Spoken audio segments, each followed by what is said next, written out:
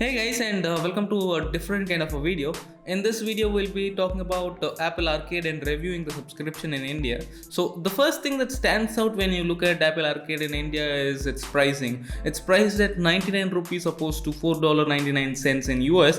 So, it's one of the cheapest Apple products available in India, like it or not. So, at this price, not only are you getting hundreds of titles, but also all of them are Apple exclusives. So you're not going to get any of these games anywhere else other than iOS. So as long as you're on iOS, you can play all these games on iPhones, iPads, MacBooks, iMacs, etc. So across all the devices without more demanding graphics. So that's one of the things that is again great about this. So one subscription and you can game on all the devices you own. So with this, there is another added benefit as well. If you pay 99 rupees per month, you're also getting rid of all the in-app purchases in all these 100 games. So everything in the in-app games are for free, or you have to earn it through the in-game missions or something. So you don't need to pay anything after this 99 rupees. So that's one of the nice things we have. And besides this, Apple is anyways known for the quality of apps present on their app store and maintaining that quality.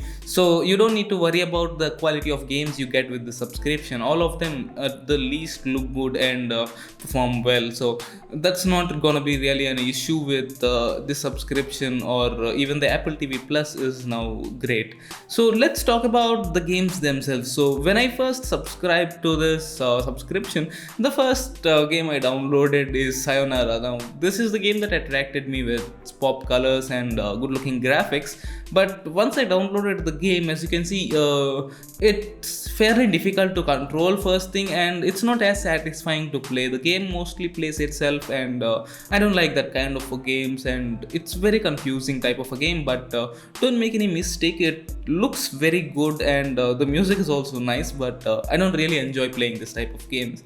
So games wise, you have a lot of genres, everything is available: action, racing, RPG, puzzle games, adventures, everything you can imagine for is present and accounted for. And everything has a lot of good games that stands out. So me personally, I like action games and racing games as well as adventure games. So I'll be telling you how my experience is with those particular games. So next up, we have this game called Sonic Racing. So I told you I like racing. So Sonic Racing is another classic example, it's a very classic game, and they've not disappointed with it. The game looks good, and the controls are very interactive, and you feel very competitive while playing this game, and it feels good while looking good as well. So I see myself coming back to this game again and again, and I love this game. So probably I'll play more of this game in coming future as well. So that's the Sonic Racing. And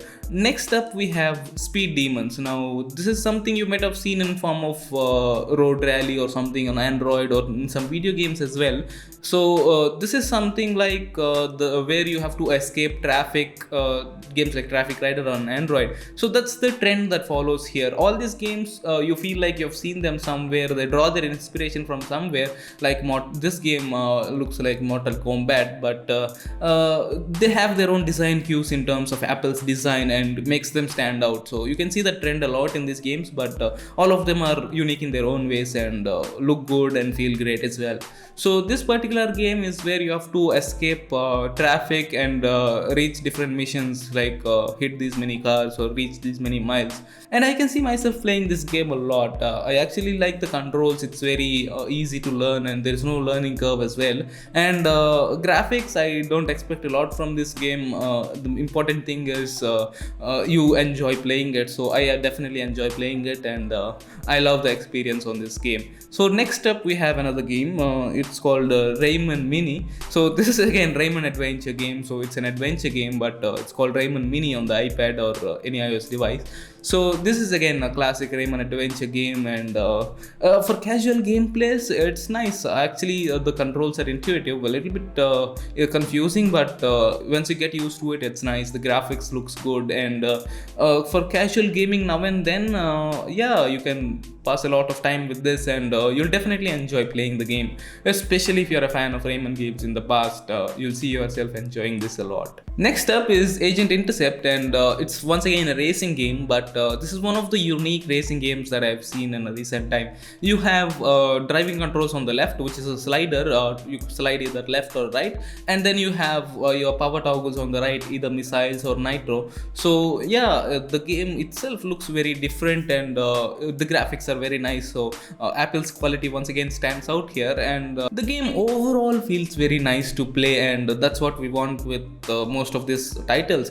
So at this point where I stand is I'm already seeing myself a worth of those 99 rupees, because I like a lot of games already in the first 10 I've tried. So yeah, this is why I like the Apple Arcade. Next up, we have one of the hyped games for this.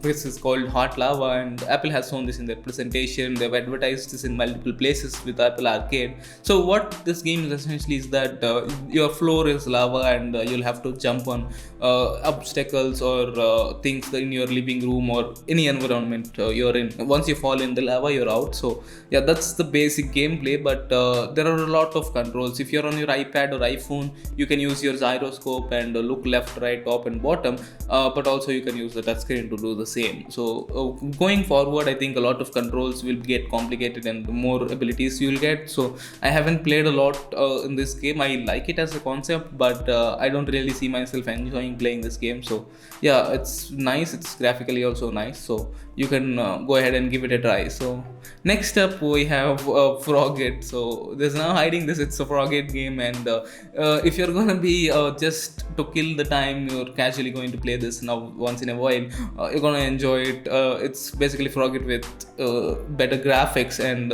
yeah, it's enjoyable. If you have kids in home as well, they're gonna enjoy this game. So it's intuitive, it's easy to learn, and enjoyable to play as well. So it's nice. Next up we have Marble It Up. Now this is some sort of game that I've seen in Android a lot of copied versions are there.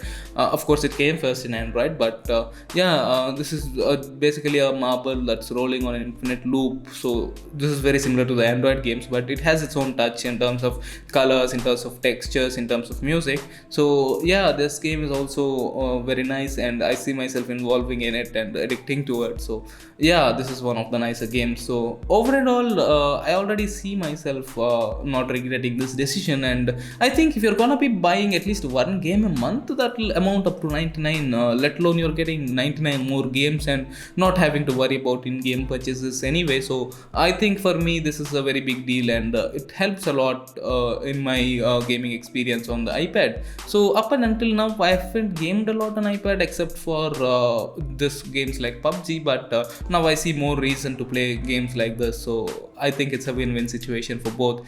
And then we'll talk about something similar that Google is doing with this. So Google is also getting a game subscription, but it's not something like exclusive games like this, but what it's going to basically do is give you some paid games for free and free of in-app purchases. So I think that is also a good working model, and I think I'll also like to try that because paid games once again you're getting for free. So I think I'd like to explore more of the collection and try it out for myself. So in case you want to see that video and don't want to miss it, consider subscribing to the channel. So that's been our review of the Apple's arcade game special. So we actually love it at TechNub, but tell us what you think in the comment section below. Leave a like if you like the video, subscribe to watch more cool stuff like this, and I'll see you in the next one.